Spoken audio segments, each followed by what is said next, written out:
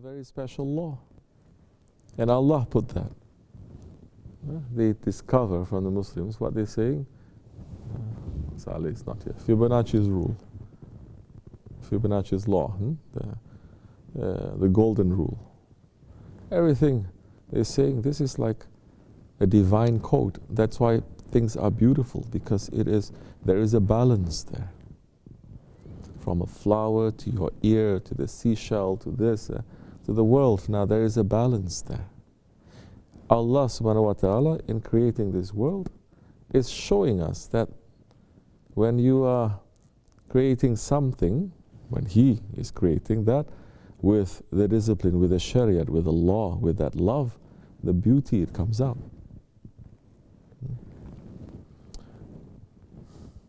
So it's important for us to understand that. Because if we understand that beauty, we understand that discipline, we understand that something is so delicate, that Allah puts that into every seashell. He puts that into every rose. He puts such delicate beauty in every snowflake. It's so beautiful. How can you not fall in love with your Lord? For a man, this is the real meaning of knowledge. The knowledge, even the knowledge of this world, because snow is a worldly knowledge. Trees is a worldly knowledge. Everything is a worldly knowledge, but every worldly knowledge must lead you to the Creator. If it doesn't lead you to the Creator, you start thinking you are the Creator. First you say there's no Creator, so everything is as is. Then I can do whatever I want to this, because there is no owner. There is an owner of the rain. There is an owner of the snowflake. There's an owner of the grass. It's not us. We didn't create it. Then what am I doing here? Allah has sent us here so that we take care of these things.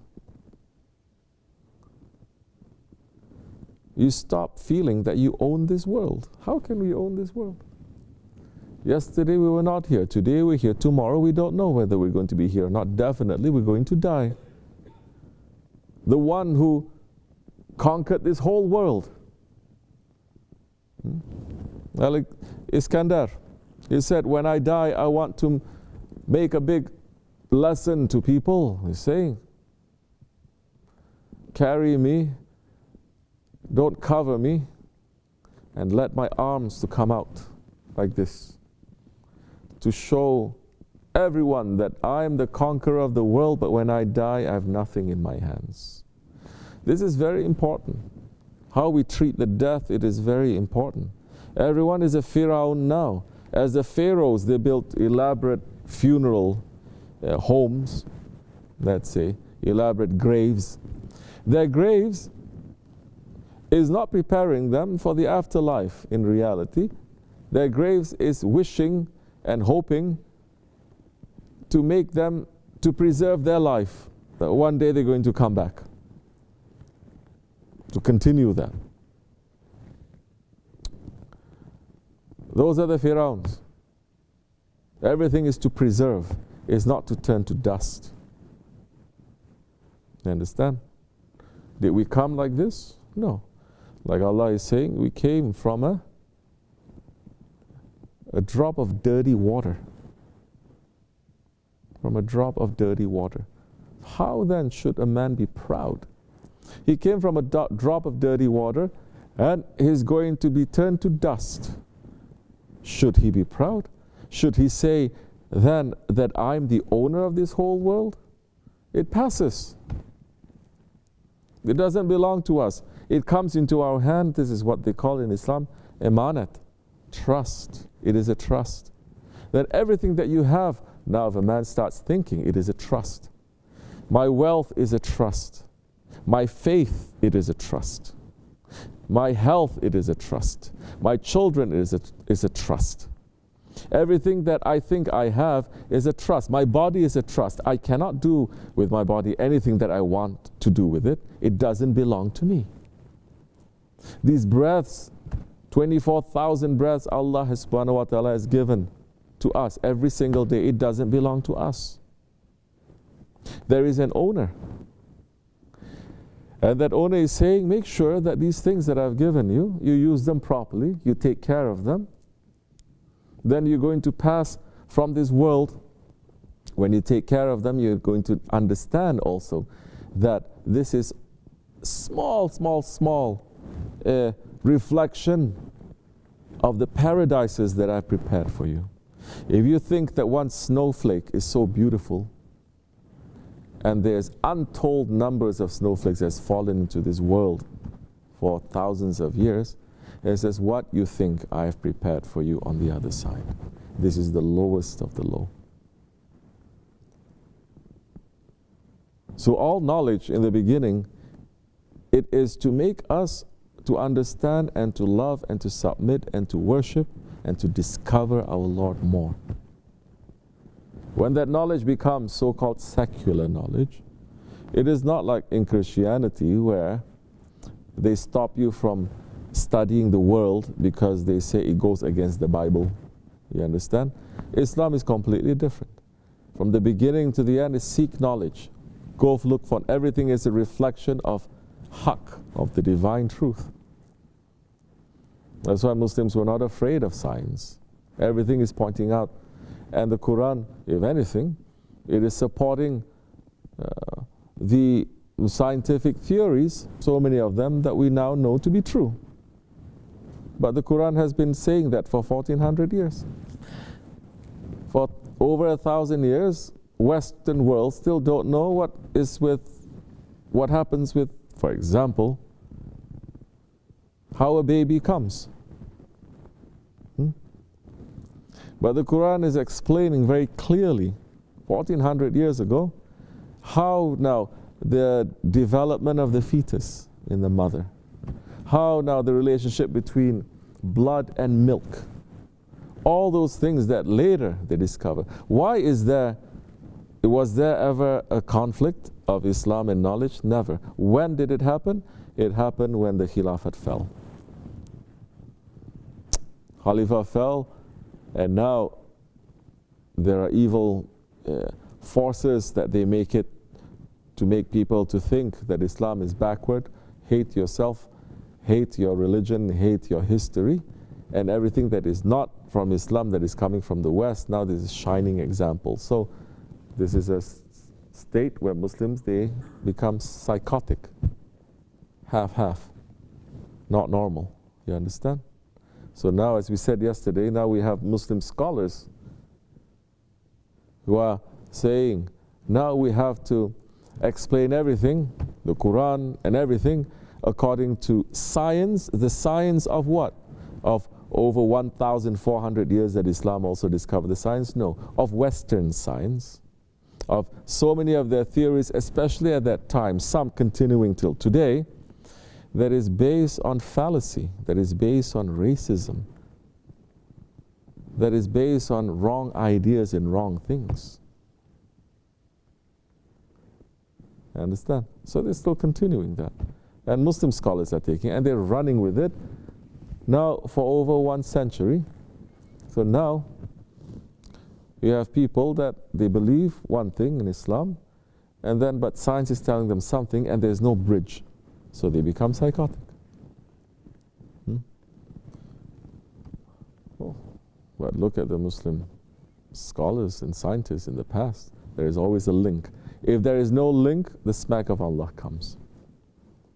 The world, this knowledge of this world too, no matter how high the knowledge of microbes, which by the way, a saint has already discovered that before they actually talk about microbes that discovered recently. From the microbes to the galaxies, this is still the knowledge of this world. It is still the low knowledge. And if you discover that and you are not obeying the laws of Allah, you're not becoming an obedient servant to Allah, you discover everything, and you are not being obedient to your Prophet and living Islam properly, the smack comes to you and everything can be destroyed. That's what they did. That's what they did to Andalusia. 800 years of knowledge. There's high knowledge too of this world and other worlds that they collect. but it's not making you to become good ones. You become drunk. They burnt down all that knowledge. It happened to Andalusia, it happened to Baghdad, it happened to so many Muslim countries, that once you start becoming so proud of yourself and you forget again that there is an owner.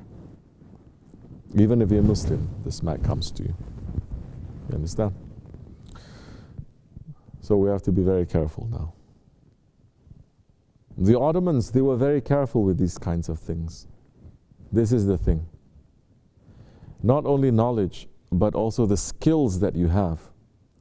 They always make a direct link to either a prophet or a friend of Allah or a salihin or an incident. So, if you are a person, for example, you are, let's say, a doctor.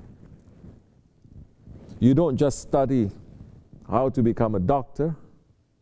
You must also, they will also teach you the spiritual dimension of that, at least that to know, for example, Hazrat Isa alayhi salam, he is the pir of this knowledge.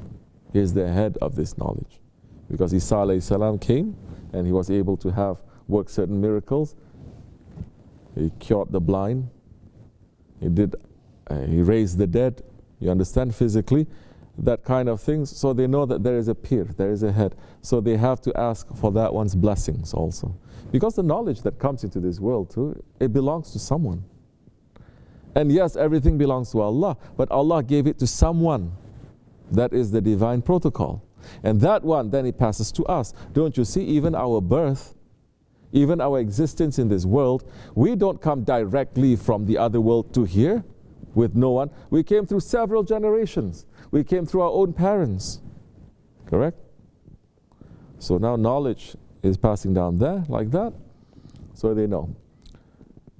And whatever that you are doing, there is a knowledge in this world, there is a work.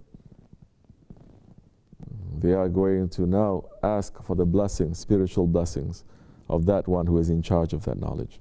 Now, so much knowledge in this world, there is a disconnect. There is breaking now from that other worlds, from the world of the angels and from the divine world. Now, that's why people are taking every knowledge, every technology, using it only for their own ego, to proclaim only their own greatness.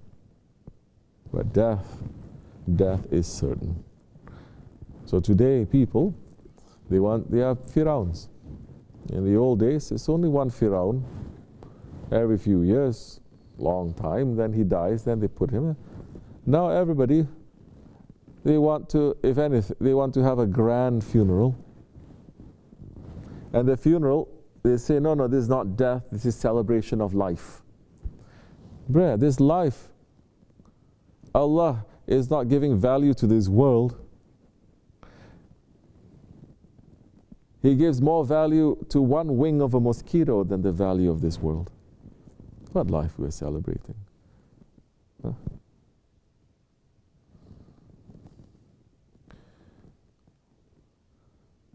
And so, when mankind gets drunk like that, they don't understand that reality. They don't want to enter into that world. They still want to get stuck.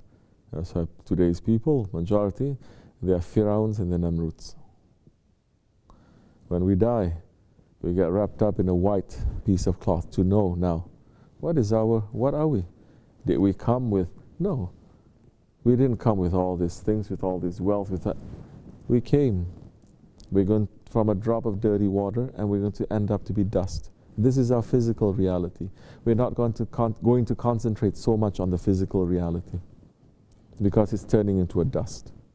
You're going to concentrate on that Allah has put in us that can make that dust, that mud, to become alive. And that is called the spirit. May Allah protect us and open the way for us to understand more, to bring the enemies of Haqq down, inshallah, to give us more sincerity and more protection for us and the good ones and our children, and for us to be able to live Haqq and to die for the sake of Haqq. May Allah raise the station of our Shaykh, inshallah. May his feet always be on us. May Allah forgive me and bless you. Al-Fatiha.